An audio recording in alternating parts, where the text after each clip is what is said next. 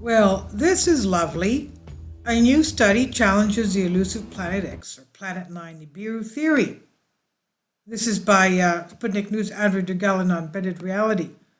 The scientists pointed out that their work does not explicitly rule out, quote unquote, the hypothetical planet's existence, but rather shows that there is no evidence to rule out the null hypothesis. A team of scientists from Cornell University, led by Kevin Napier, released a new, yet to be peer-reviewed study that disputes evidence of the existence of the so-called Planet 9 or Planet X, a hypothetical planetary body that may or may not be lurking on the outskirts of our solar system beyond Neptune's orbit. Now, we know that a couple of years back, NASA did come out and say that we have a brown dwarf at the edge of our solar system, which is not good news, of course. Now, Stephanie Depp, co-author of the study, though she later noted that the entire Planet 9 theory is not dead, this is part of it. She says, the long story short is an evidence for Planet 9 is gone. It does not exist. And she tweeted, I will note that the entire Planet 9 theory is not dead, just this is part of it. The long story short is an evidence for Planet 9 is gone. It doesn't exist. This is the most comprehensive study ever that examines the original clustering argument led by KJ Naps.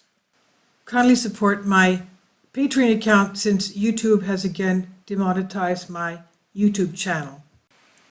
The daily posts are 5 videos daily, and they are totally different from what I have on my YouTube channel.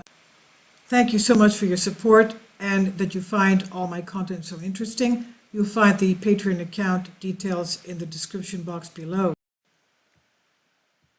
As CNET points out, Planet 9's existence was predicted in 2016 by Caltech astronomers Konstantin Batygin and Michael Brown as professor, who argued that the unusual elliptical orbits of 6 trans-Neptunian objects, or ET-NEOs, were possibly distorted by the gravitational pull of that hypothetical planet. Something is pulling the trans-Neptunian objects, pulling them. The team from Cornell, which means that something out there is giving a gravitational force on these objects.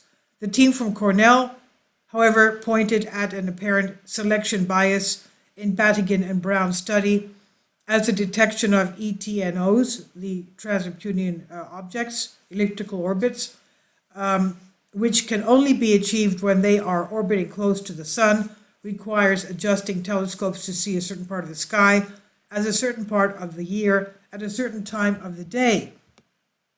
Arguing that such method biases the data sample, the team led by Napier has evaluated that movement of some 14 ET-NEOs and concluded that what was previously thought to be a cluster of ET-NEOs is actually just selected bias, as the media outlet put it.